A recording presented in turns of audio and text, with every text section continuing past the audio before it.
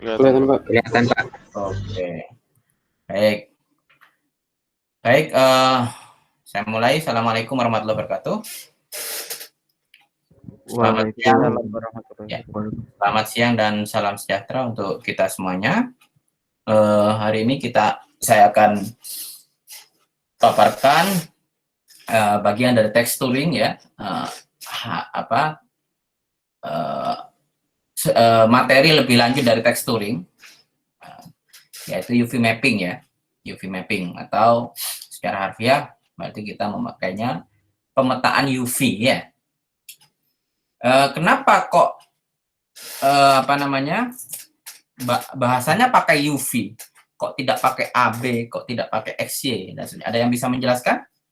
Yang pernah tahu? Kenapa kok eksis atau apa eksis ini bahasa Indonesianya? Sumbu ya, sumbu dalam matematik itu kok pakai X, Y, Z. Nah, di sini di 3D itu pakai UV. Ini bukan ultraviolet ya. UV ya eksis ya sudut gitu ya. Kenapa kira-kira? Kira-kira ada yang punya insting kenapa? Ya meskipun nggak tahu, kira-kira aja. Kenapa alasannya? Ada yang mau jawab? Mungkin untuk membedakan antara X, Y, Z-nya itu, Pak. Jadi UV itu cuma koordinat tekstur. Jadi biar terpisah gitu. Oke, ya. Ya, betul sekali ya. Jadi UV itu koordinat itu tekstur, betul ya. Jadi, dan berbeda dengan XY. Kalau XY itu, XY ya, XY itu eksternal ya. Jadi kalau X ke sana, Y ke sana. Tapi kalau UV bisa jadi dia melingkung ya, meliuk. Nah, tapi ketika dia dibeber begitu, maka dia seakan-akan rata. Yang ini yang U, yang ini yang V. Ya itu ya, untuk membedakan saja benar. Nah, begitu juga dengan looping ya. Kenapa Anda kalau program misalkan for I sama dengan 0, I kurang dari 50 misalkan I++. Setelah itu di bawahnya lagi misalkan ada tingkatan looping, pakai for apa? J ya. I, J, setelah itu ada tingkatan lagi misalkan K ya. Begitu ya di pemrograman ya? Iya, Pak. Nah, kenapa kok pakai IJK kok nggak ABC gitu ya? Tapi kalau Anda membuat variabel misalkan integer X gitu, atau integer A gitu ya, sama dengan 17. Integer apa misalkan muatan atau integer variabel A itu sama dengan 15. Itu biasanya pakai ABC ya. Tapi kalau looping, kenapa kok IJK? Kenapa? Ada jawab? Ya sama sebenarnya kasusnya dengan ini gitu ya. I itu dari iterasi sebenarnya ya. Dari iterasi. Nah, kenapa kok setelah itu K dari apa, Pak? Ya K itu adalah alfabet setelah I gitu ya. Alfabet setelah I, J, K sama. U ya pertama U ya di anunya tekstur U, setelah itu V. Kalau ada lagi kedalamannya mungkin ya pasti akan menjadi UVX ya. Tapi X sudah diambil sama variabel ya.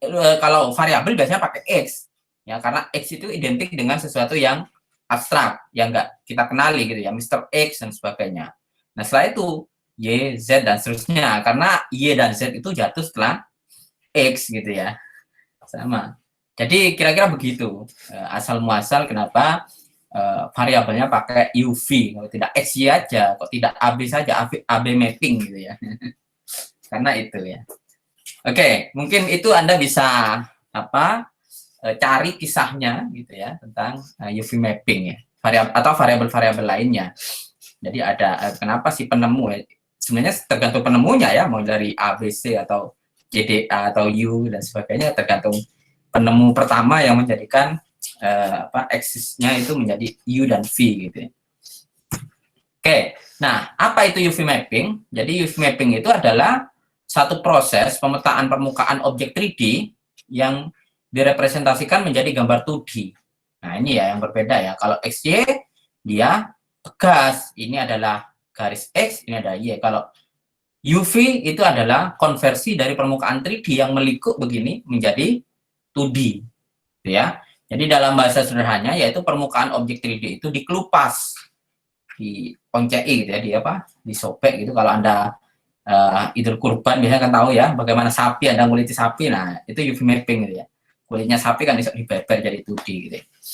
Nah, dalam bahasa sederhananya permukaan objek 3D itu dikelupas sehingga menjadi permukaan 2 dimensi. Nah, proses ini diperlukan untuk mempermudah proses texturing tadi, texturing objek 3D itu dengan pewarnaan atau kita ngasih lukisan ya, yang mungkin kompleks ya. Nah, apakah semua objek 3D butuh UV? Ya tidak ya. Nah, tentu menggunakan UV itu kalau untuk sesuatu yang kartunis ya, atau sesuatu yang mestinya bisa diwarnai biasa, tentu akan sedikit lebih berat ya. Belum lagi game engine atau engine 3D lainnya itu bisa jadi kadang tidak mengenali teksturnya gitu ya. Anda pernah mengimpor atau mengekspor ke Unity, kadang teksturnya nggak katut gitu ya, atau ketika kita ngasih lighting teksturnya tidak terlukis dengan bagus. Nah, karena tiap-tiap engine itu berbeda memproses teksturnya. Oleh karena itu tekstur itu diperuntukkan untuk permukaan yang rumit, pewarnanya rumit misalnya ya. Misalkan kayak kulit gitu ya. Kalau Anda pakai pewarnaan atau mapping color ya, itu susah ya. Belum lagi yang Anda menimbulkan yang realistis kayak jerawat misalkan atau apa. Nah, itu susah itu. Nah, itu biar menjadi mudah, maka biasanya diambilkan gambar yang real, gambar kulit yang asli, kemudian dipetakan secara UV dan ditempel gitu ya. Sehingga kita tidak memerlukan mempoles vertex demi vertex atau edge demi edge gitu ya, face ya, face demi edge yang kecil itu, jaring-jaring itu dengan warna masing-masing gitu ya. Karena itu akan mempersulit. Nah, untuk sesuatu yang rumit itu Anda bisa berikan texturing menggunakan konsep UV ini. Nah, U dan V itu menunjukkan sumbu tekstur 2D. Ya, barusan sudah jawab tadi, karena sumbu X dan Y dan Z itu telah digunakan sebagai koordinat objek 3D.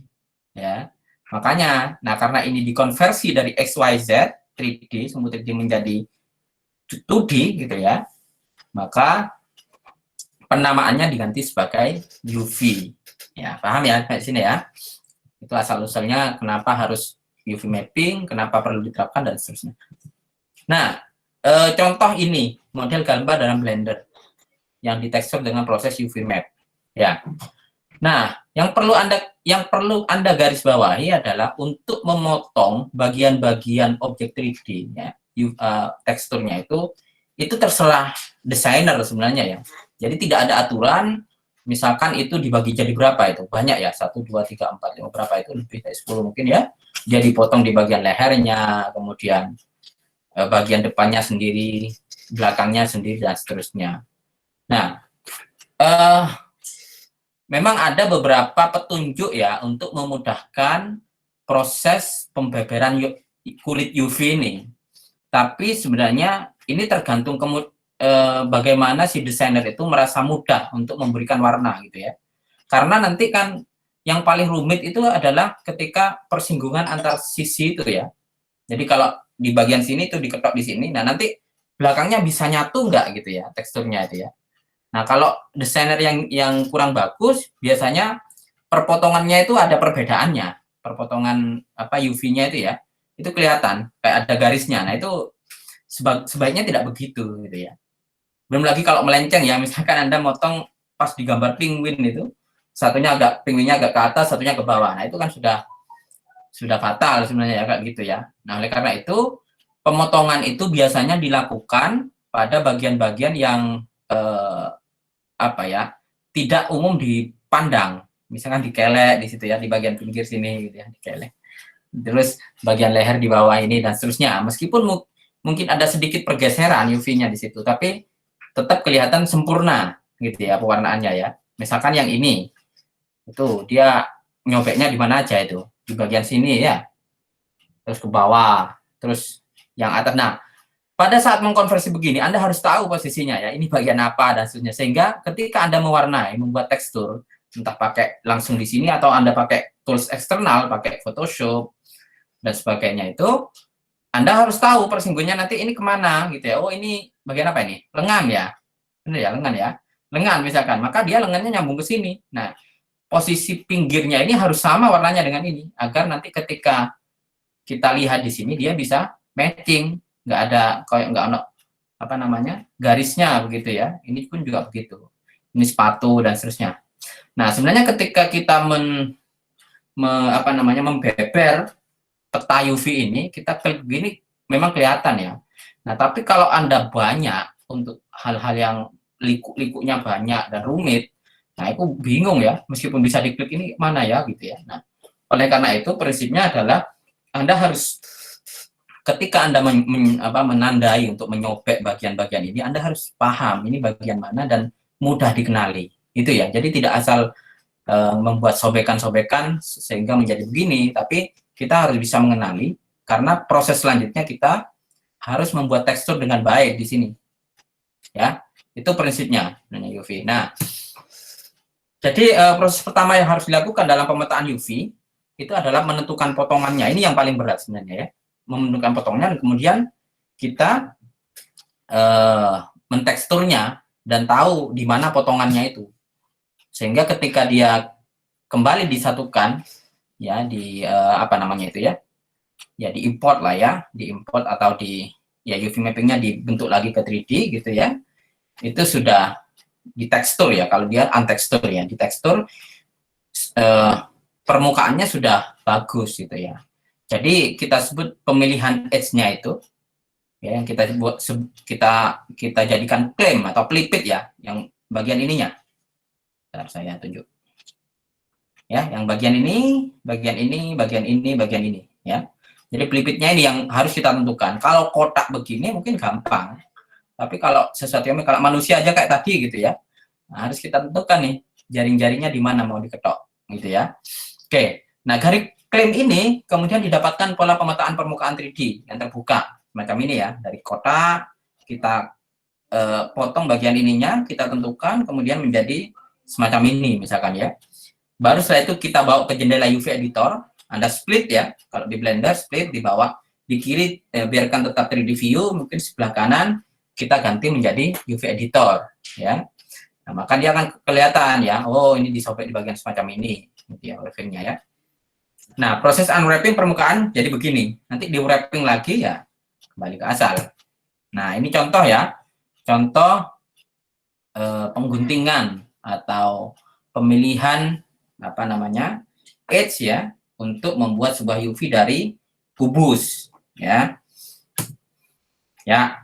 Jadi prosesnya kalau Anda bermain di Blender, ini semuanya sebenarnya UV mapping digunakan ya di semua 3D modeler. Anda bisa split ya. Kemudian yang sebelah kiri biarkan 3D view, yang sebelah kanan Anda ganti UV image editor ya. Nah, baru kita masuk ke edit mode. Nah, ketika edit mode itu kita bisa melakukan pemilihan bagian mana yang akan disobek, yang menjadi klaimnya itu ya, dengan menggunakan shift sama klik ya. Kalau yang lama klik kanan, yang baru klik kiri ya namanya. Jadi di shift. Nah, ini harus hati-hati nih, karena kalau ada lupa shiftnya biasanya ya mulai dari awal lagi gitu ya. Nggak tahu yang sekarang ya, yang terbaru ya. Saya dulu udah kan untuk objek-objek yang sederhana begini gampang, tapi kalau yang rumit gitu ya, apalagi yang topologi jaringannya atau topologi ininya, edge-nya itu amburadul, wah kesini ke sini ya, wah itu harus hati-hati itu ya. Salah nekan atau salah milih atau mungkin shift-nya ucul gitu ya, lepas, Anda harus memetakan lagi itu. Nah itu ya, jadi bisa mengapa itu mungkin kita mulai dari objek yang sederhana dulu gitu ya. Baru setelah kita petakan mana yang akan dipotong bagian-bagiannya, kita bisa lakukan Ctrl E, yang kemudian pilih maksim. Maksim itu artinya disobek ya, dipelipit. Jadi misalkan kubus itu ya bagian-bagiannya itu ditandai sebagai pelipitnya, nanti disobek, dibuka gitu ya. Maka dari sini kalau kita sudah maksim, sebelah kanan sudah kelihatan nanti dia UV mappingnya berbentuk seperti ini dari hasil sobekan objek 3D itu, gitu ya. Ya, kemudian bisa kita lakukan unwrap di situ, ya, sehingga semacam ini. Ya, misalkan ya banyak cara ya, bisa kayak T tadi atau semacam ini, tergantung bagaimana teknik Anda menyobek atau membeber kulit-kulit dari perkulitan ya dari sebuah objek 3D itu. Nah, setelah terbentuk UV map, malah kita bisa ganti ke face edit ya di sebelah kanan. Coba lihat permukaan kubus ketika UV map diklik, maka dia akan nyala ya. Ini misalkan nanti akan nyala di sini. Nah, berarti tandanya ini adalah yang bagian sini. Nah, untuk objek-objek sederhana semacam ini bisa kita tandai gitu ya. Oke, yang di sini nomor 1 misalkan, oh yang di sini saya tandai nomor 2 deh gitu ya. Sehingga ketika kita mendesain UV sambil kita melihat di sini, oh kita tahu yang tadi yang nomor 2 oh sisi ininya gitu ya. Oh yang 3 oh sisi belakangnya dan seterusnya. Ya, tapi kalau rumit, kalau sesuatu yang banyak gitu ya, atau apa face-nya sudah ada ratusan, nah itu ya lumayan capek ya. Yang paling penting adalah Anda tahu posisinya, saya kira. Jadi tidak semua harus ditandai ya, tandai 1, 2, 3 itu capek nanti. Oke. Ya, mungkin juga bisa begini ya. Kalau Anda klik di sini, oh ini di atas, dia akan nyala. Ya, kalau kita skala di sini, maka dia akan untuk skala tidak ya, untuk skala. Jadi kalau kita skalakan di sini biasanya tetap ya. Cuma mungkin ininya saja yang berubah. Ya. Oke.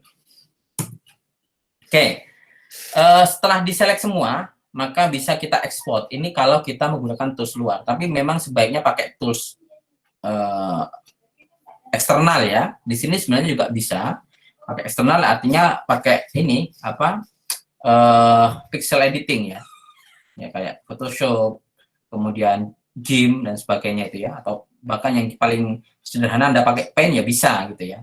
Cuma nanti kan proses teksturnya tidak sedetail di Photoshop ya atau GIMP.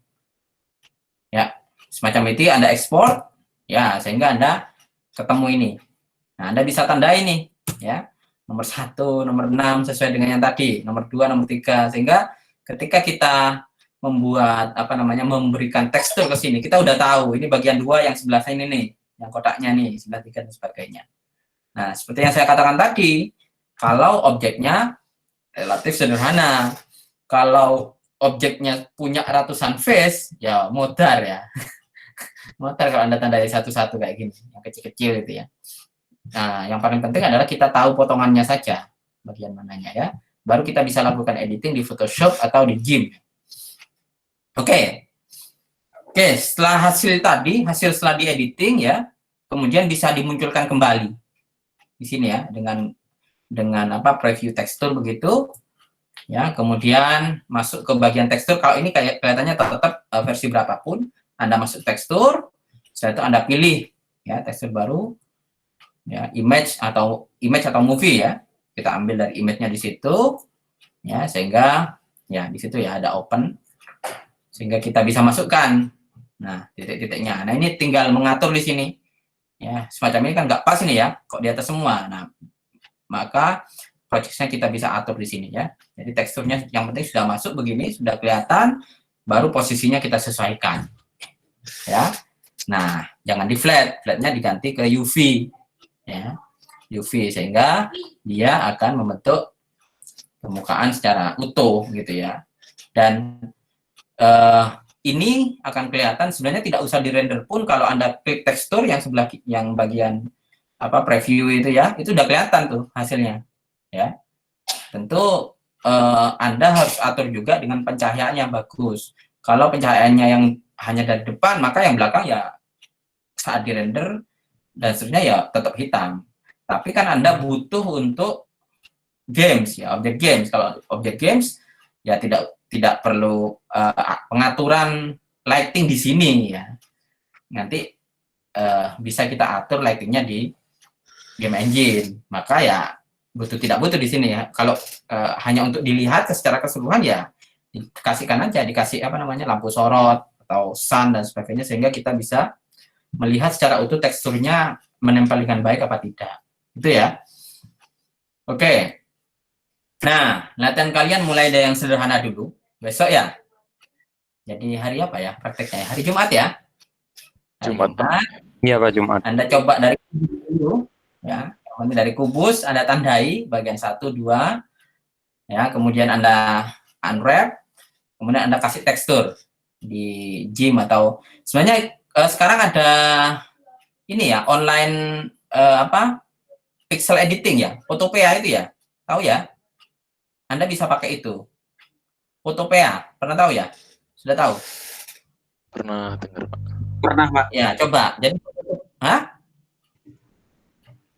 Photoshop online, Photopea namanya.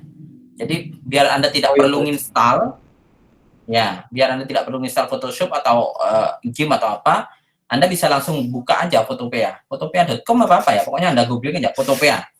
Nah itu juga untuk mengedit tekstur untuk mengedit pixel ya, foto dan seterusnya. Sama kayak Photoshop, hampir sama.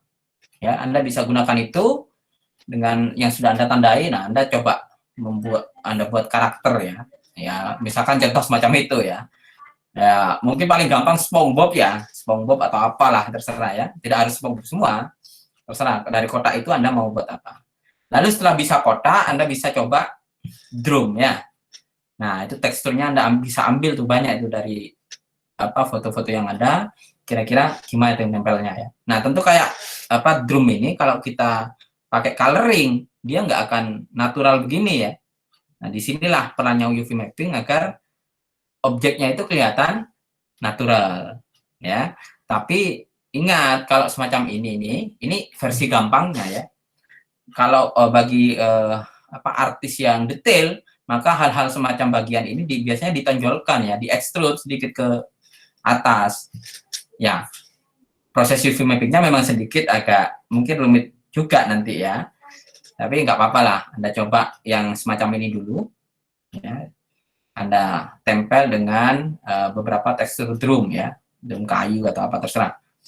Baru ya, kalau yang ini sudah bisa, dua-duanya sudah jalan, Anda coba yang agak susah. Nah, yang agak susah ini ya mangke misalkan ya, tekstur mangke dulu. Mangke kan sedikit lebih mudah ya.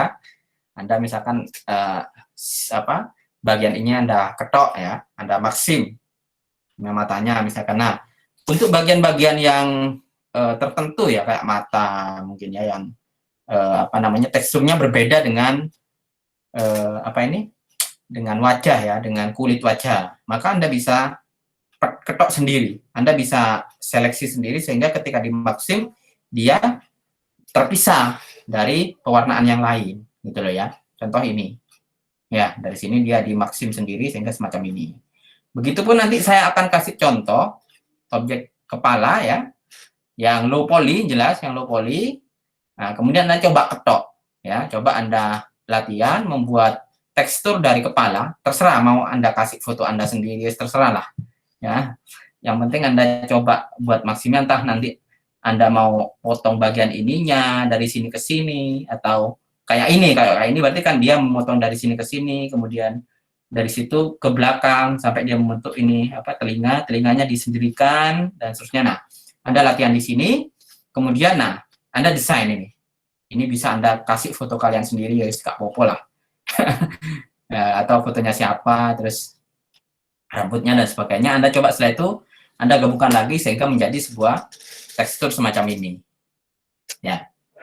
Oke, dari ini ada yang ditanyakan? Clear ya? Proses UV mappingnya ya? Pengen bertanya Pak. Ya? Silahkan, ada yang mau ditanyakan? Untuk yang model manusianya berarti tinggal di download aja berarti Pak, bukan bikin sendiri kan Pak? Iya, Anda belum, nanti karakter ada sendiri. Ini sementara modelnya saya kasih dulu.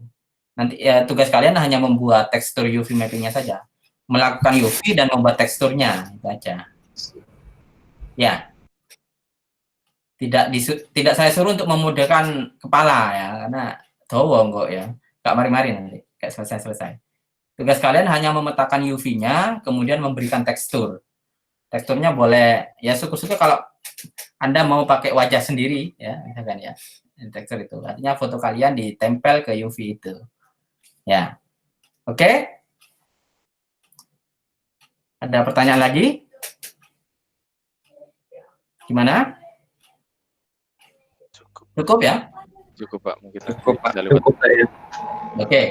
Oke, saya kira materi hari ini itu saja tentang UV mapping ya. Yang penting sebenarnya adalah latihannya Anda ini menentukan. Jadi kalau Anda sering menggunakan memetakan, kemudian menentukan area sobek apa itu maksimnya, nanti lama-lama akan terbiasa. Punya insting ya, insting untuk misalkan objek anjing, objek apa? Mana ini yang harus saya potong nih. Ya. Kalau Anda mantan atau nyambi menjual kulit kerbau atau kulit sapi, wah itu biasanya ahli nih untuk membuat UV mapping gitu ya. Ada enggak di sini nih yang biasa ikutan jualan kambing atau kerbau atau sapi waktu hari raya itu ya. Nah itu biasa nyueing ngono wis ngerti mana bagian mana yang harus dipotong agar kulitnya itu bisa lebar gitu ya. Oke, baik. Sudah tidak ada pertanyaan ya? Jelas ya? Kita lanjutkan hari Jumat. Hari ini akan saya upload ya materinya dan bahan-bahannya untuk praktikum hari Jumat tentang UV mapping ya. Oke? Siap. Baik, kira-kira Iya, itu yang ya. Gimana, Mas? Enggak Pak, baik Pak. Tadi saya bilang. Oh ya. Oh baik, siap. Karena itu yang bisa saya sampaikan. Tolong teman-teman yang belum bergabung dikabari ya. Nanti mungkin juga hasil kuliah ini saya upload. Terima kasih. Kurang lebihnya mohon maaf. Assalamualaikum warahmatullahi wabarakatuh. Selamat siang ya. Siang Pak, terima kasih. Selamat siang Pak. Terima kasih. Selamat.